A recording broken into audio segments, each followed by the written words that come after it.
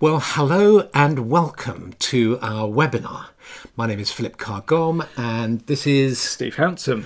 Both of us have created tarot decks, we've written books about the tarot, we've taught the tarot, and both of us have an interest in using the tarot not so much for divination, but for working with health and healing, helping us get through and other people get through difficult times. Yeah, personal development. Personal development. Your own stuff, your own issues. Exactly. And we'd like to spend this time with you sharing this.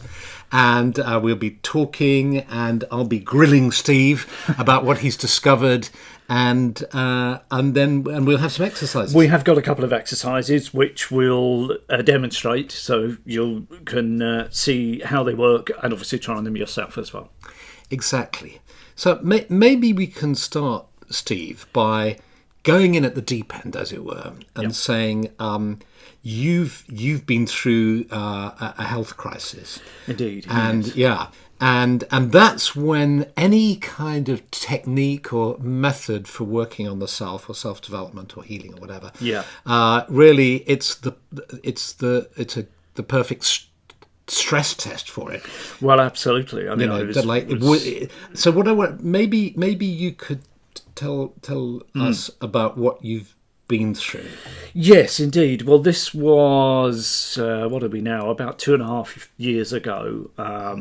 In terms of my own health, there were other related issues, but let's keep it to this one, where I was given a life-threatening cancer diagnosis, as it was, which is ongoing and is managed well. I'm fit, healthy, and happy. I'm very glad to say. Yes, you're looking in last. Good condition. Yeah. So I'm doing good, and I've worked with the tarot like you for 30, 40 years or whatever it was. So it was an instinct, really.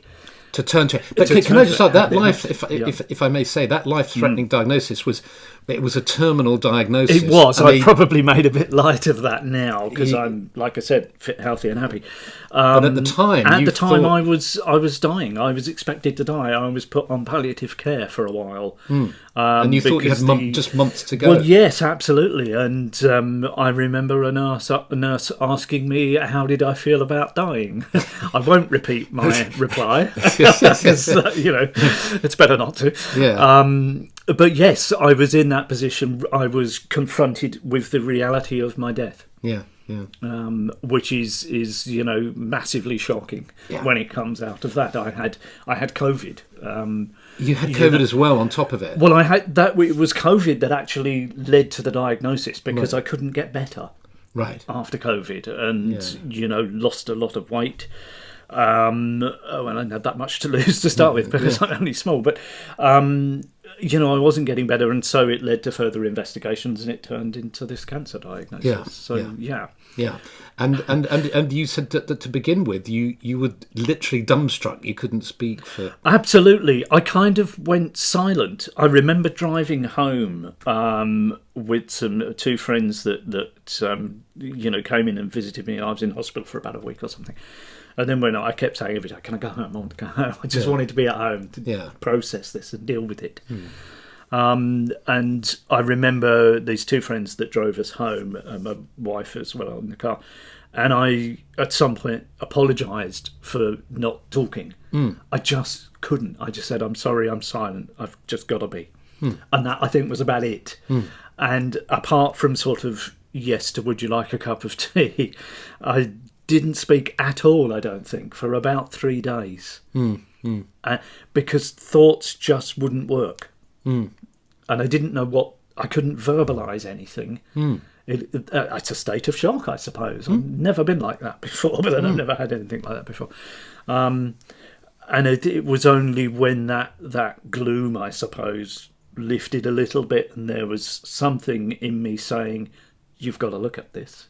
You've got to do something. You can't stay like this for however long you got left." And okay, tarot.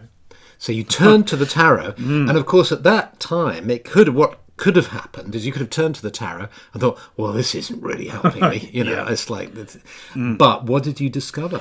Well, that it did, and it wasn't a question of doing readings, and all of that. Like we said, it's working with the tarot differently. But my instinct really was just to take a card, and it was, I suppose, at the time, born out of more of a sense of desperation than anything. I think. Did you take a card? Can I ask you? Did you take a card with a question, or did you just no? I didn't. I wasn't able to formulate a question. Right. I think it was more a question of help me. Not a question, a statement. Yes, just as you say, born out of desperation. Is this going to help? Let's try this. Tarot's always helped, so let's give it a go. And I just literally found out the cards and picked one. Yeah.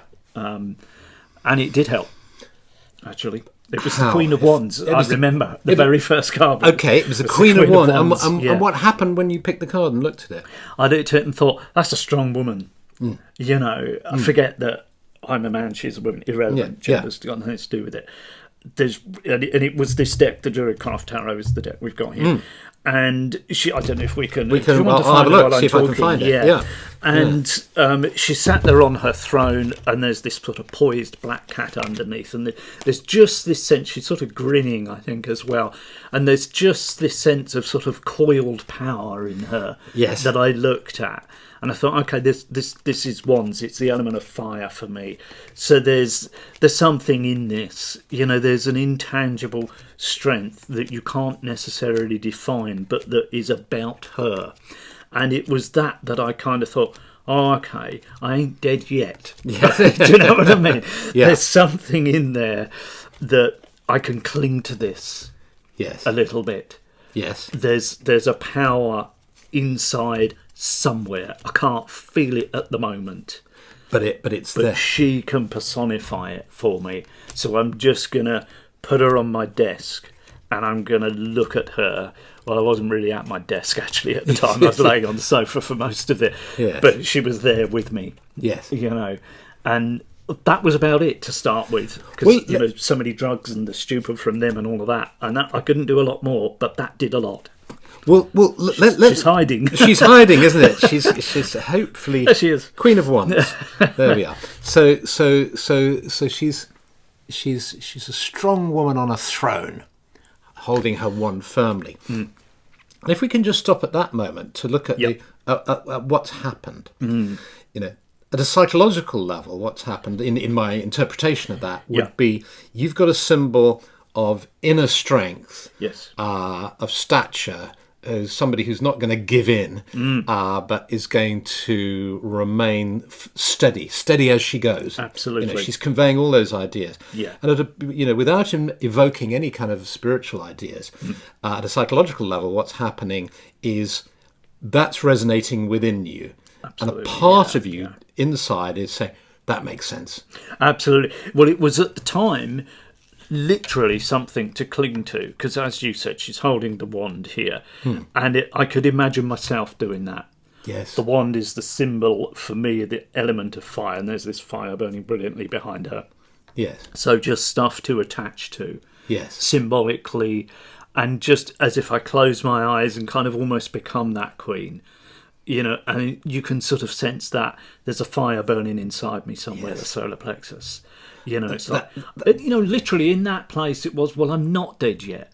And it wasn't born out of a place of, oh, I can beat this, I'm not going to die. Because I thought I was. That's the message I was being given. You're out of here, mate. Yeah. But it was more a question, okay, I've got to face this. This is going to help give me the strength to do that.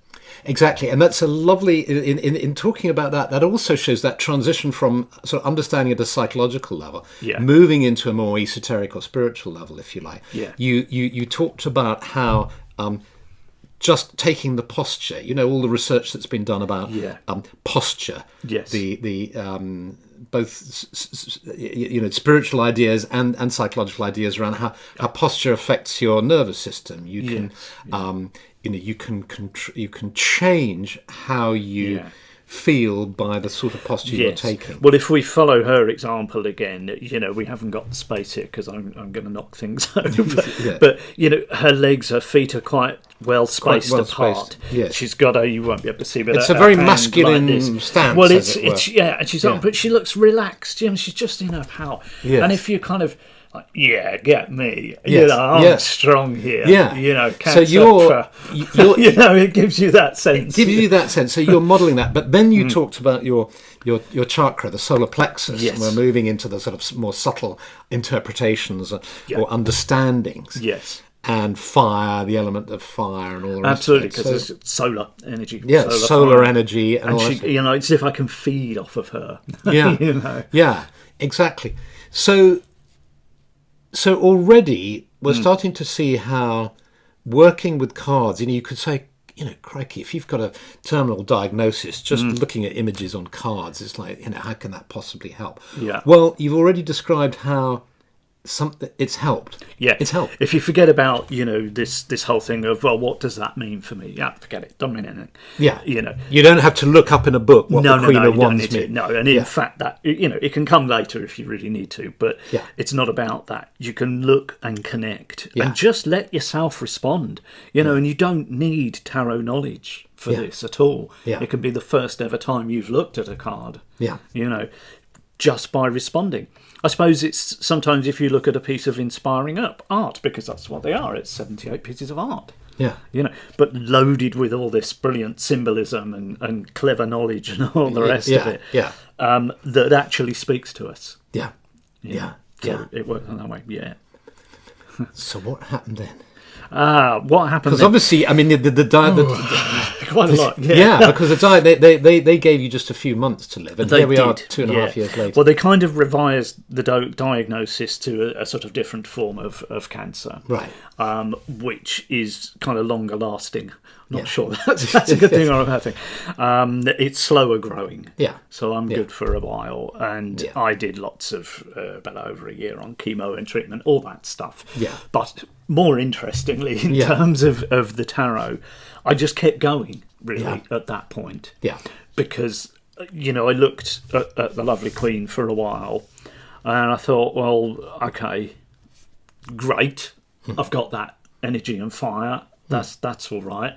I've got all this chemo ahead of me now, apparently. Well, we didn't know how long it was going to be chemo, but that's all I knew, was I've got that ahead and tablets to take and all this sort of stuff. And I thought, well, okay, I'll take another card. Just followed it on. So this whole thing of tarot mentoring, as I call it, appeared for me, where every now and again I would take another card and work with that and see what that gave me. Right. So it was an ongoing, supportive healing process. Right. In tandem with my traditional medicine approach, which saved my life. Yeah. And there's no arguing about that, and I'm in massive gratitude for. Yes, and when you say traditional, I suppose you mean conventional medicine. Conventional medicine, yeah, yes, absolutely, and as well as beginning to support it with my own practices and things like yoga and all that sort of stuff that I do. But the tarot helped me define it and process it, right? In a way that there were people available to me for counselling and talking therapies and so forth, and I did do a bit of that. Which certainly helped. Yeah. The palliative care nurse that I was assigned was fantastic. We got to the point where she said, I think we can probably sign you off now. We don't get to do this very often. It usually goes the other direction because that's the nature of the job. Yeah. So that was kind of a lovely moment. Yes. But underlining all of that was my work with the cards. Right. So most of it was working one-on-one. One card one card at a time. Yeah. Yes. Yeah. Yes. Shall we at this stage share an exercise? Yes. So it's just a 2-card one. Yes. That I really like. Yeah. Yes. Okay. This actually came to me in a meditation.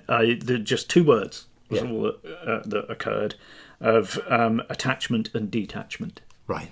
And where and why and how, I don't know. It just dropped into my head Yeah. as these things Yeah. do. And I thought, oh, that actually sounds quite good. And I've tried it, and it works really nicely. Great.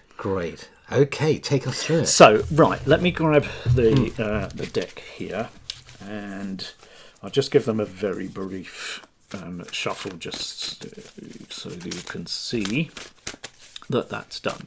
So, I don't know if this will work on our...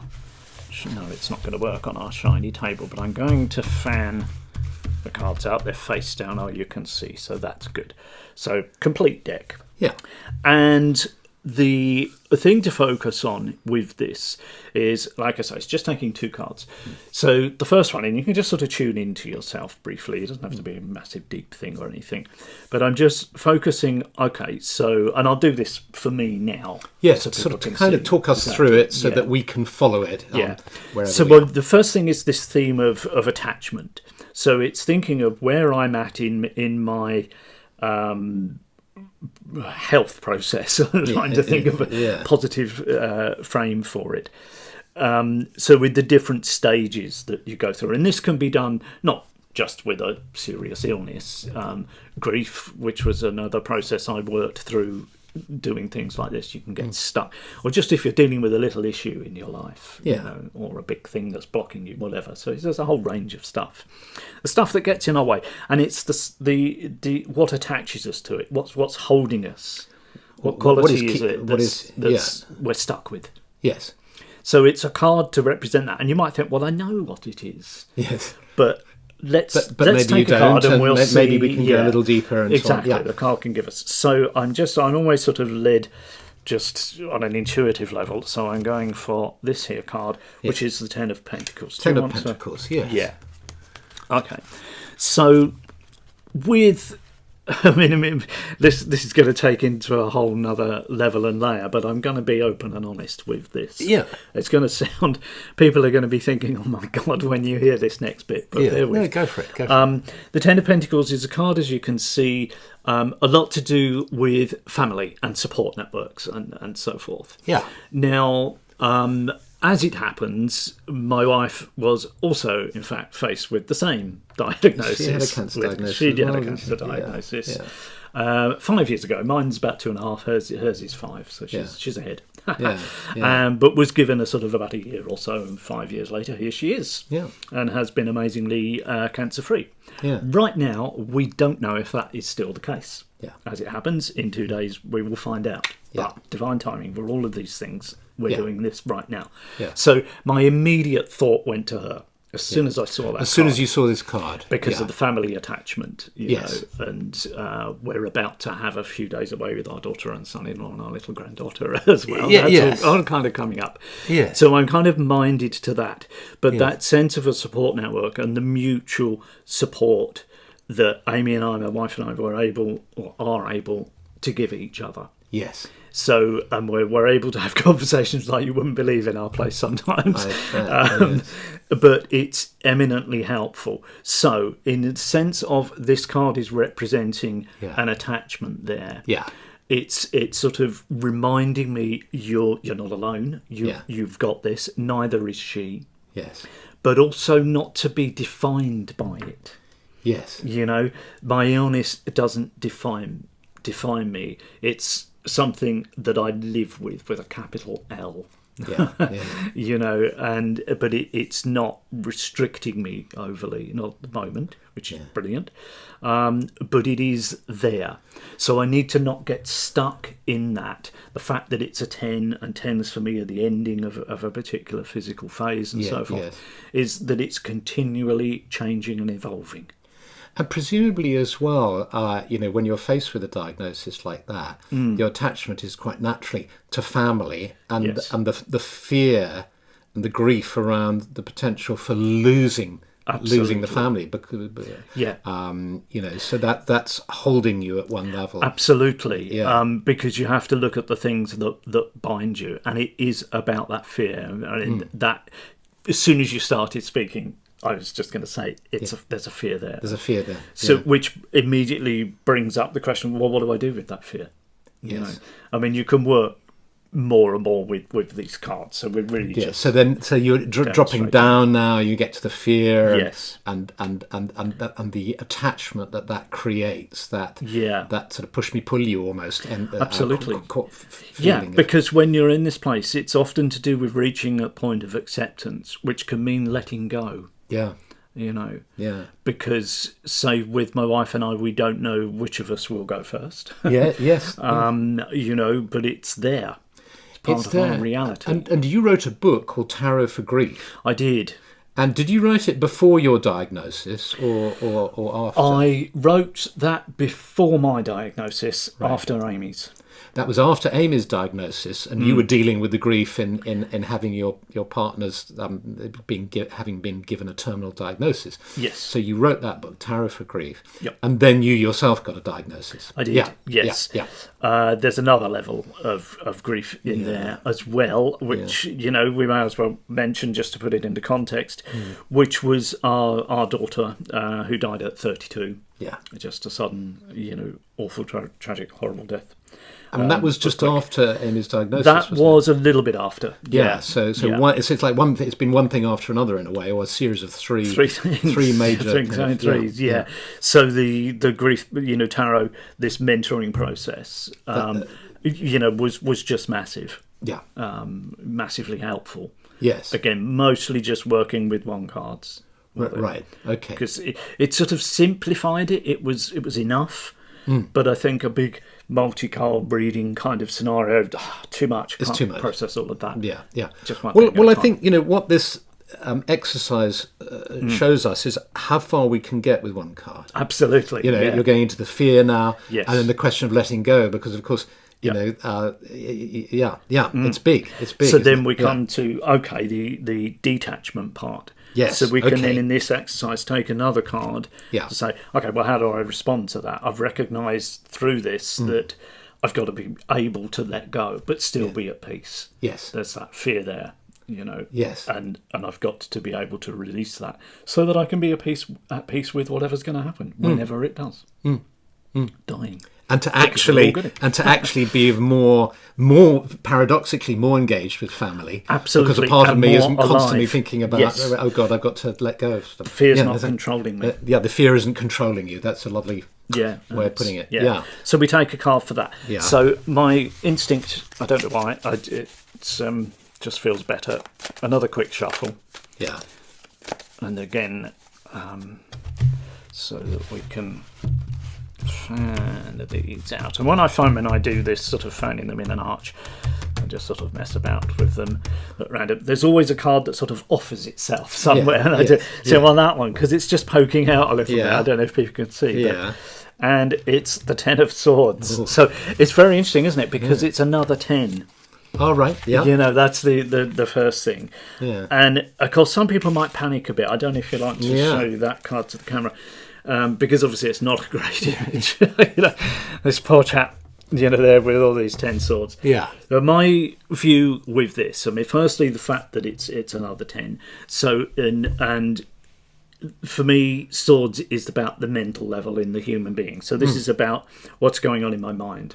Mentally, how do I approach this? So it shifts that, and so as it's a 10, again, the last numbered card in the suit, so it can be about letting go of old ways of thought, because those old ways can only hurt me.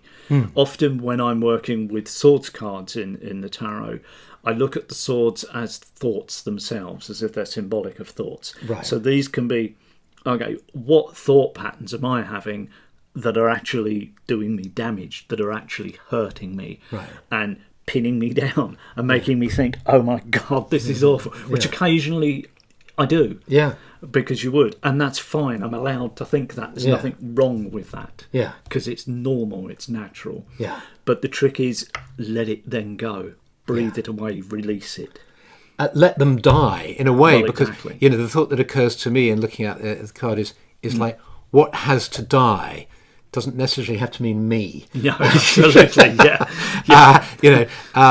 what has to die, and So it's looking at what are the habitual thought patterns? I've got to be prepared to release the people, I suppose, but the traits of thought and the lines of thinking that are holding on to that. So in this sort of bigger picture, everyone dies at some point, you know, and I will and they will. And really, in the grand scheme of things, it's no big deal. It's only the body. It's only the body that you're my view. Yes, yes. So I need to embrace that. Yeah. And that comes partly of being in the now, being in the present moment, of recognising, okay, so right now I can be at peace with that. That's okay. I'm all right with that. Occasionally, perhaps sometimes when I wake up of a morning and you get reminded of the state of things and all of that.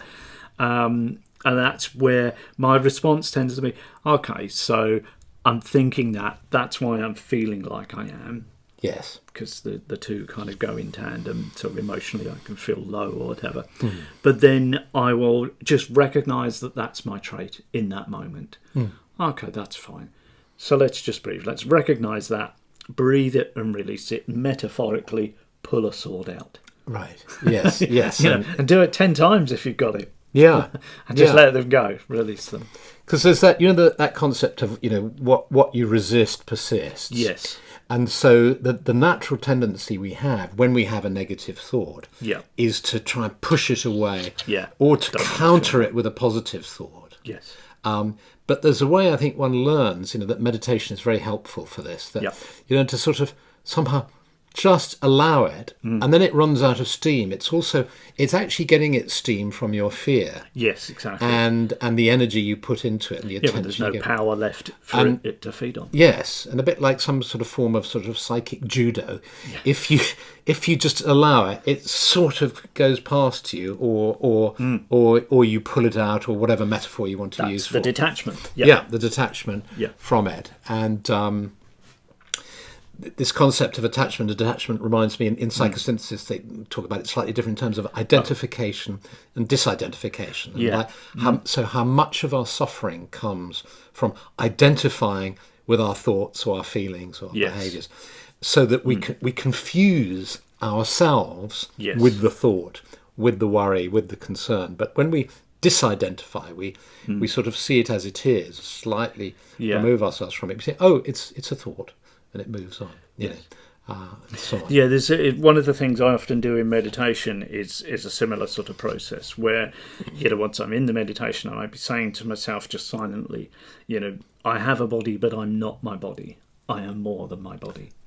And then the same with my feelings or emotions. That's a psychosynthesis exercise. We do that. Yes. And it's also a form of meditation as well. Yes. But that's a foundational practice in psychosynthesis. Oh, right. I have a body, I take care of it, I respect it, value it. But it's not me. But I'm not my body. Yeah. I have feelings.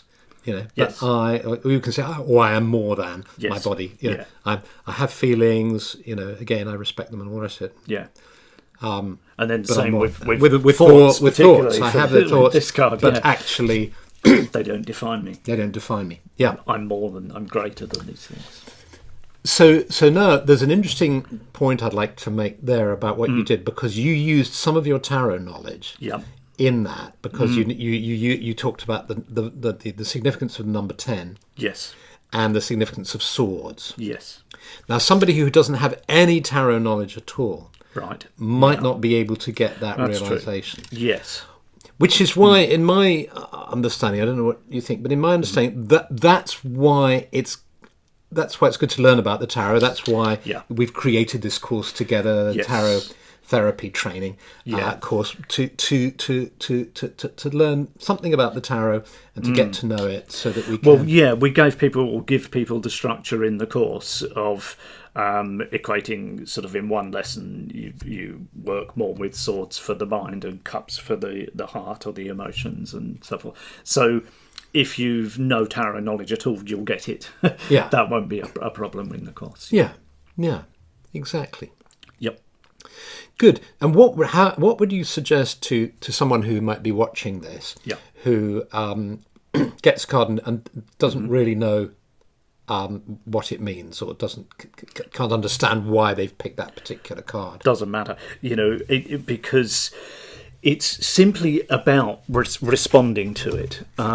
Let me just demonstrate, and I'll try not to put tarot knowledge into this in the way that I relate. So for, apropos of nothing, not taking the card for any reasons, just because it's another Queen of Swords on top. So, if somebody's never encountered, this is the first time you've ever looked at a tarot card. So this is our Queen of Swords. Yes. So looking at it, okay, so what am I going to notice to start with? I'm noticing the purple that she's dressed in, and I'm noticing her hair.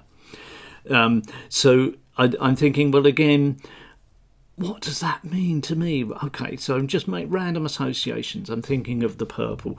Okay, as a colour of amethyst. I love amethyst. That's a nice calming stone, and that can be good to have around. So it's this sort of random associations that you can start to make. I need to see the image again. Yes. Okay, so again, as I look at it, her hand looked like it's gripping the arm of her chair quite tightly. So maybe there's some nervous tension going on in her. But she's actually holding a sword there as well, and she's holding that, so she's sort of ready for action here. So there's there's a tension here. I'm kind of prepared. So, okay, what's coming to her? Yeah. Well, her eyes are closed. All right, so in her head there's stuff going on that she's preparing herself for. So there's mental activity going on, and it looks like it's windy up there. She's on top of a rock. So you just sort of follow it through. You follow it through, and then you also sense how you feel about this. Okay, exactly. I can feel actually there is a tension inside me. I'm kind of tense, and I'm ready to fight anything. And I'm bracing myself. For what's coming. I'm holding myself. You take those associations and sort of personalise them or internalise them. And then if one pursued that, you could get to that same realisation around fear as well. I'm scared because I'm actually really scared. Yeah. I'm attached to this. Yeah. There's this relationship between me and fear, and I'm stuck in this place. Yeah, so you need to be sort of quite honest with yourself. Yeah, and allow it to start off by looking at the visual cues that you're getting from the card. Yeah, and then kind of try to go deeper, free associate, get the associations that come to mind. Just let your gaze wander over the card, and you'll find that your eyes led to what you need to notice. Yeah. Yeah, and then get to the feeling, and then you've got to the attachment, fear, which is how we got through the other card. Exactly. Yeah. So okay, so now let's in your journey, that was the first thing that you did, is you just started to work with individual cards. And it's like, tell us more about how this evolved in your understanding of working with the tarot and healing and tarot therapy. Yes. Because, of course, I think I need to say as well, of course, you have already been working with the concept of tarot therapy prior to this really difficult period of your life. Yes. And you've written, a book about it. Tarot therapy books. Therapy. 4 of them, actually. Four tarot. Right. Well, volumes 1, 2 and 3 and then a workbook. Yeah. 4 volumes and a workbook on tarot therapy. Exactly. And then you and I have created this course together as well. So it's not... This isn't an interest that's only developed since you got this diagnosis. No. However, the diagnosis brought this into sharp focus. Absolutely. And then you had to really confront it. So. Yes. And so it became really something that mirrored my whole process, I suppose, by keeping working with one card and then another, and in this sort of mentoring way, where when it felt right, it wasn't every 2 weeks or every week I chose another card. It just went, okay, I'm sort of done with that phase. Yeah, I feel like I've got what I need to, and it's time for another card. Yeah. So it was just continuing as if I'm sort of submitting to the tarot in a way, letting it guide me. Well, that brings us to a really interesting point, because fundamental to working with the tarot in this way is this belief, if you like, in the spiritual world, in the other world, and with beings in the other world who can help us. Absolutely. And a really powerful concept is the one that we're working with in the course of working with tarot mentors. Yes. Yes. where we connect with 7 different mentors. Yeah. As we go through the sort of 7-lesson course. Yes, there's inner journeying work which you're going to guide people through, or do guide people through. So. And that's so powerful, because what I love about it is, for a start, you connect with this idea. We are not alone. Yeah. In Lessons in Magic that I wrote, it came to me to write. We've got friends. We've got lots of friends. Yes. It's just we may not be able to see them. Yeah. You may not know that they're there, but we have friends. That's sort of fundamental to this worldview, if you like, is that there are these, and so this way in working with the tarot of inviting your friends, your helpers, your guides, however you want to term it. Yeah. And why 7? Well, 7, as we know, is a very powerful number, and there's this understanding of the 7 rays. Yes. That out of the oneness of the divine deity, the source, kind of 7 rays emanate. Yep. And there's a huge amount of work that's been done on it, particularly by Alice Bailey and the esoteric psychology sort of stream of teaching that is behind psychosynthesis as well, actually. Oh, right. Yes, that's the esoteric. That's the esoteric core of psychosynthesis. Yes, I didn't know that. There's a 7-ray psychology. So working with 7 tarot mentors, fantastically powerful, I think. Yes. Yeah. Well, that's kind of following on from your question before of what happened. The tarot became my mentors, and as if there's 78 of them. I mean, in the course we show people how to have those 7 kind of main characters, I suppose. Yes. One for each lesson. Yes. Yes. But the tarot in that way became my friends. 78 friends there. Yeah. And it's something that I have learned over the years I've worked with tarot. That they will always be honest. They will always give you the truth. Right. They're not there just to make you feel good and feel nice and tell you lovely things. Their business is truth and reality and honesty. And I found that it's as if the cards and the characters in the cards or the deck itself knows you better than you know yourself. Yeah. Yeah. So it's not always easy. Yes. But it helps. But it helps enormously. And of course, there are 78 cards, these 78 friends that you talk about. Yes. And then by having 7 mentors, by gathering an advisory board or an advisory council, each of those mentors, when asked at the sort of appropriate time in the appropriate way, can select for you, as it were, out of those 78 friends. Say, let's talk with so and so today. That maybe Well, with the techniques that we use on the course, it's that inner process. Yes. And it's that allows the right one to at the right time. Because you can repeat the course at a different time. You might end up with the same one. Or you might have a different one. You may have a different one. And that's part of the great beauty and magic of it all, really. Exactly. Yeah. So maybe it's time now to do a second exercise. Shall we do that? Shall yes, we dive in? Let's do this. That's a slightly deeper one than the one we've already done. So only one card more, but the nature of it is a little bit different and a little bit deeper. So to start with, you might want pen and paper if you're doing this as you're watching. So we start with, let's put ourselves in the position. It doesn't have to be dealing with a big diagnosis or some terrible traumatic thing. It might be just you in general. So let's do it. We've done a heavy bit. Let's do a slightly lighter bit. A lighter bit, and just. So we'll use me as the example of it again, just because because you're doing it. Yeah. So I'm going to think of 3 qualities, emotions, feelings to start with. Nothing to do with forget tarot. Nothing to do with that to begin with. So I'm going to think of what was my overriding feeling yesterday. So let me think, and you just want a word or a couple of words, nothing major. So I'm going to say busy. I mean, it might not seem very earth-shattering, but yes, busyness. Yesterday was a very busy day. It was a busy day. Yeah. Yes. So we'll take that, and what we're going to do is we're going to take a card for that.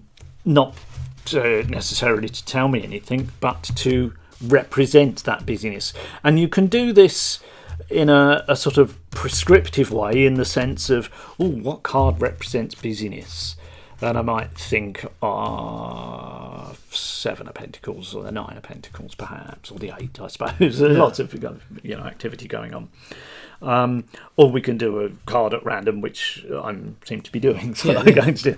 So what card is it? What is it? Well, the Nine of Wands. It's this bloke. That was perhaps how I felt at the end of the day. Not quite as bad as that. It was actually a very pleasant time. This sense of it, but a sense of there's a lot there.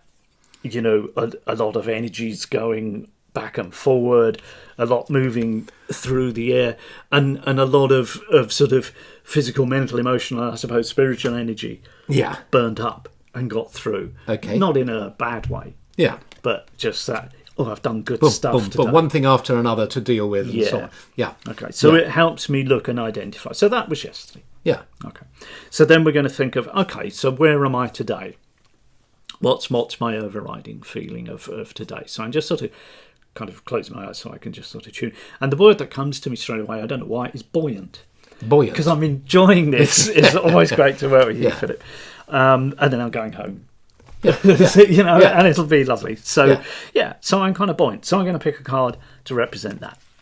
And I have the Four of Swords, which... do you want to sort of show people? Yeah. It's kind of, I know traditionally it's card for meditation, but my immediate response to that was of thinking, okay, so there's going to be food for thought for this afterwards. So perhaps on my train journey home, I'm going to be contemplating and thinking a bit. What have I learned? What did we draw from that? Yeah. What have I taken back from this? And there's that rather lovely distant landscape in the sun there. Yes, which I'll be going through. You'll be going through, Yes, you'll have a number of hours on the train to sit and contemplate. Absolutely, it'll give me a different perspective to it. Okay. So then we can move into a third card that we take. I'm just thinking, as well, because our invitation is also for the viewer to be going through this. Yep. And we probably race through that quite fast. Yes. So let's just if you haven't, you may have kept up, but if you haven't, now if you've found the cards out, now that you've got the idea of it, try it yourself now. Try tuning in to how you were feeling yesterday. So it's just a simple word, or the first thing that comes to you for how things were yesterday, and select a card just to represent that. It's not to be some great revelatory message. A couple of seconds pause for you to do that. Pop it down in front of you and go to the next card. Yeah, you can let yourself. So then it's tuning into, how am I now? I did today, but it's right now. Where am I at right now? Where am I? So do that. Tune in. Where am I right now? Picking a card, laying it down. And now the third step. So the third step is, okay, so how am I overall in general at this phase in my life? So what we do is, by the tuning in, we're just recognising it in ourselves. So we're aware of it before we see what the tarot's perspective is.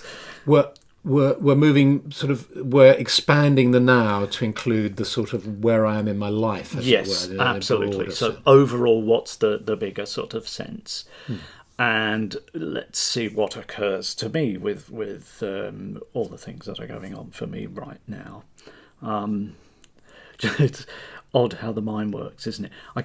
It gave me this image of a beautiful, I don't know how beautiful it is, but a firework exploding and all the colours radiating out. That's what happened in my head. That's what happened in your head. So I'm feeling of this sort of big output of energy. Yes. I'm not sure there's a word that encapsulates all of that, but that'll do. Yes. Yeah, there's a real sense of sort of... the word explosion came to me, but it's not. That's got all sorts of negative connotations, which are not right. But but that's an overall concept. Sort of maximum expression, almost. Yeah. It's like you're that's what I sort of sense with you in a way. You've reached a stage in your life where you having been through all you've been through, and you're just expressing all the Arwen, all the inspiration that flows through and yes, what you've learned. Just occurred to me because only 2 days before this recording is being done, I was given some very good and positive news. Right. About my last scan. I was expecting more treatment, but it's not needed because things are great. Great. So there's that. There's that feeling of joy and exuberance and expression. It's all cool. Yeah, great. Okay, so now you're going to pick. I'm going to have this card here,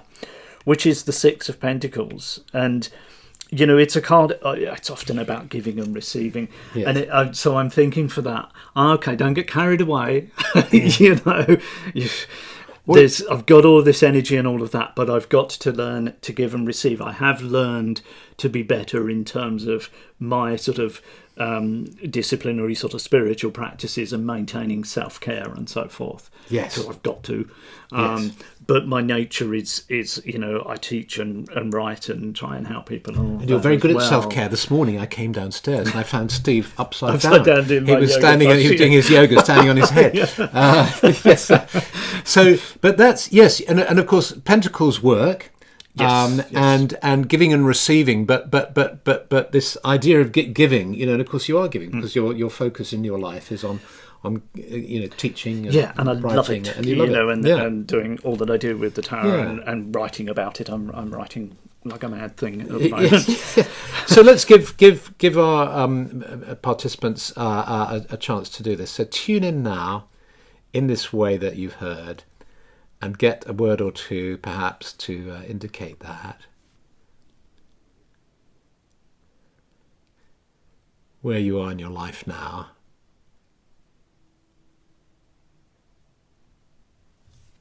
And then pick a card to illustrate that. And then you've got the 3 cards, and we'll move on now. You can always hit the pause button and think about it, or keep listening and then and look at them later. So we can then work to the sort of final aspect, I suppose, of this exercise, which is looking for patterns, I suppose, we could say.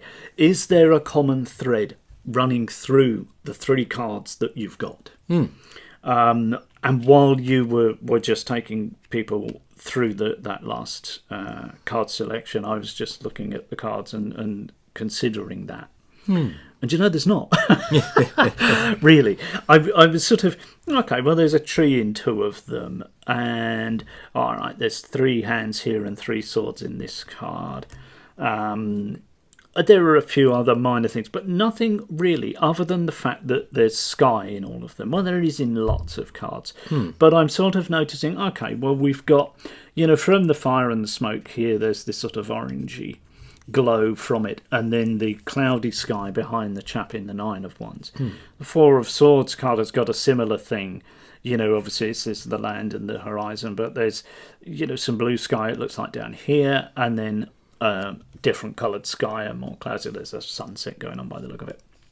And then we've got the 2 distinct colours, if I perhaps hold that up, in this card to the sky in the background. So that's really, at a subtler level, the only common thread I'm seeing in those cards. Because this part is about identifying, okay, is there an underlying trait here that is continuing through yourself and your life? So my feeling with this is, okay, we've got this 2-tone, almost not quite the yin and yang, black and white sort of thing, but subtler than that. And it sort of seems to be all encapsulated in the message that I got from this 6 of Pentacles. The giving and receiving in appropriate balance, self-care and give out. Yes. So that's the underlying thread I'm getting from all of this.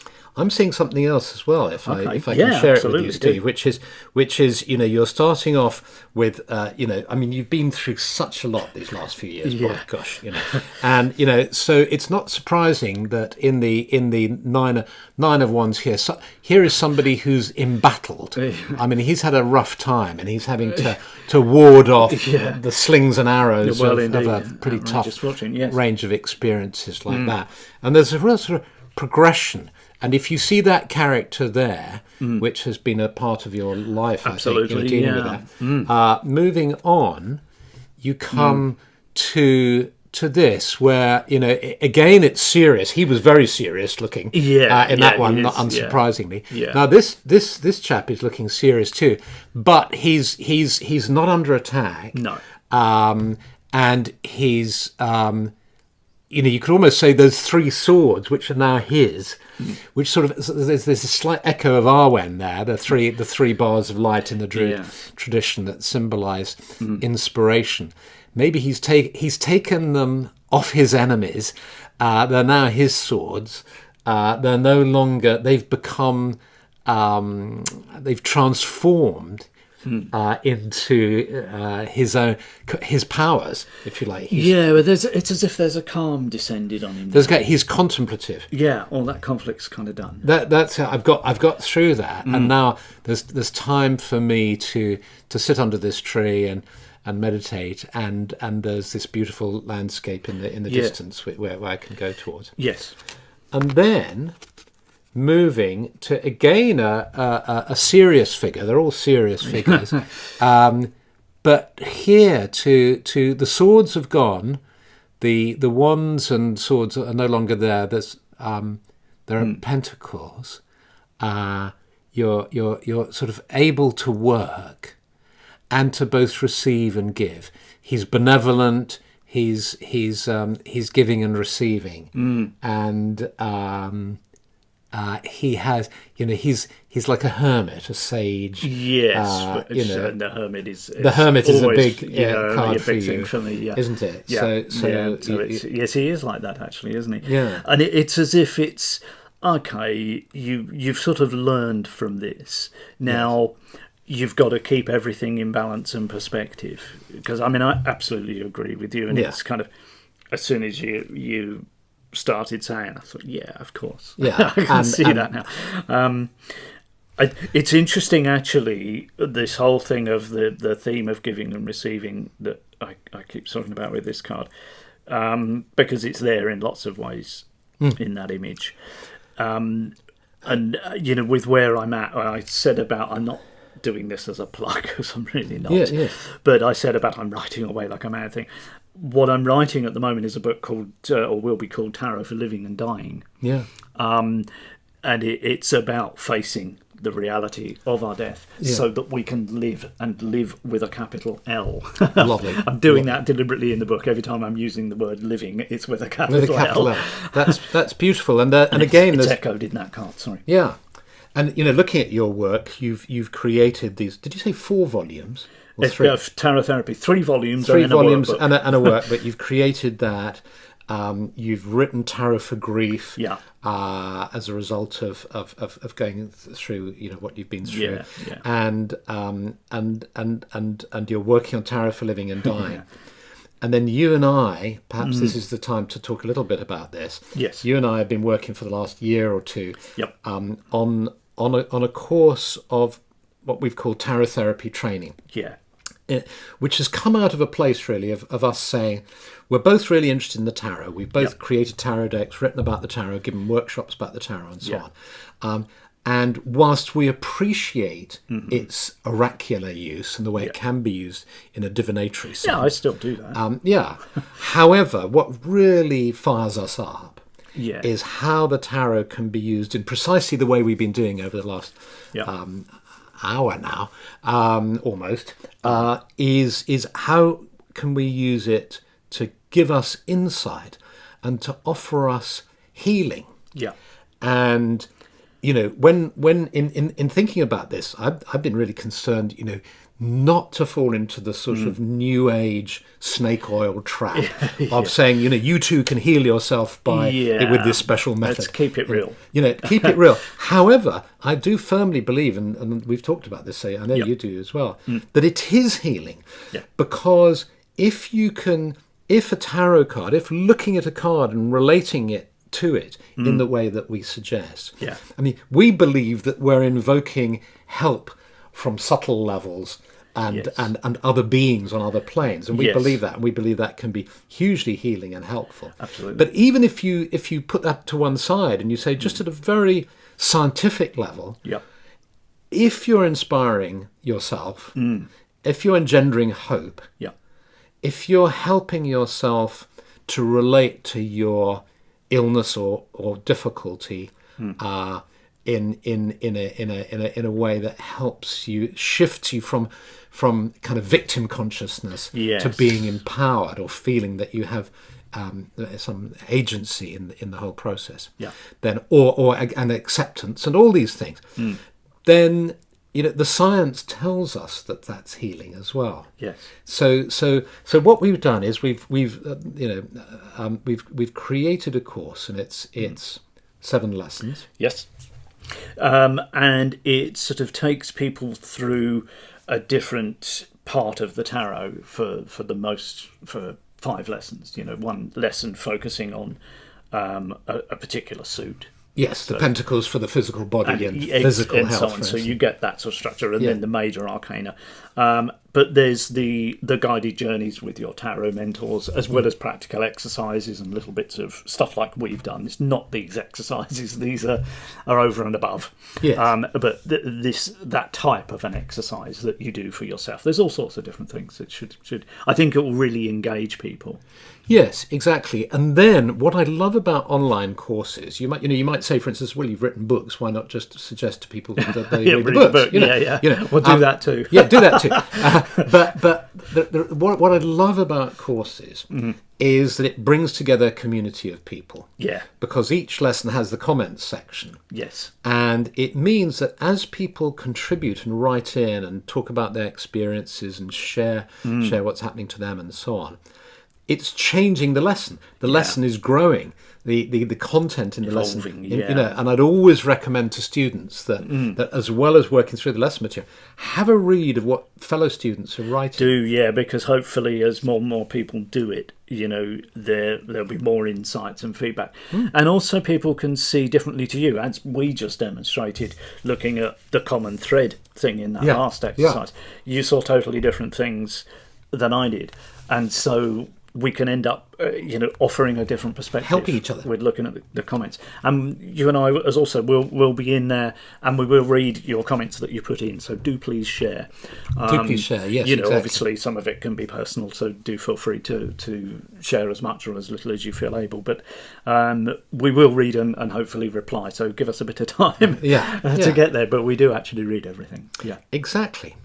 And then what we've popped in as well, in addition to those 7 lessons, is a sort of bonus of you became very interested last year in the relationship between the festivals. I did, yes. I kind of dived into that of, okay, well, how can we use the tarot as part of that? And there's different systems and so forth. And I pulled bits out of here and there and put it all together in a sort of package and presented it online as a lesson. And I've recorded that with everybody's permission that was there. Yes. And so there's some PDFs and things for you to look at, as well as watching us, and different ideas that you might be able to employ integrated into existing stuff that you already do, or just do it by itself, just working with tarot. Yes, celebrate a solstice with with cards. It's a little sort of mini course in the tarot and the eightfold wheel of the year. It is really, and it'll last you a year on ongoing from there. Really, yes, exactly. So do have a look. We'll give a link with the material. Do have a look at the course. And we hope to welcome you into that, and we hope that it'll be really helpful for you. And and thank you so much, Steve. And just sharing your story, I think is so helpful, because it's the one thing. I mean, let's face it. Yeah. It's the one thing that everybody dreads. Well, ever since you learn, as a kid. I mean, I seem to remember when I learnt about sort of. The fact that we're took on board the fact that we're going to die, and then that people can get awful illnesses. I can't remember how old I was. I remember I was in the back of my parents' car looking out the back window, and I was probably 5. I don't know, 5, 6, something like that. And this feeling of sort of dread, right, and sadness around that. So it's. The most, getting a terminal diagnosis, I think, is the thing that everybody dreads. Yes. Like, how do we deal with it? And you're I have to say that I've found it hugely helpful just talking to you about your journey, hearing your story. So thank you for that. Pleasure.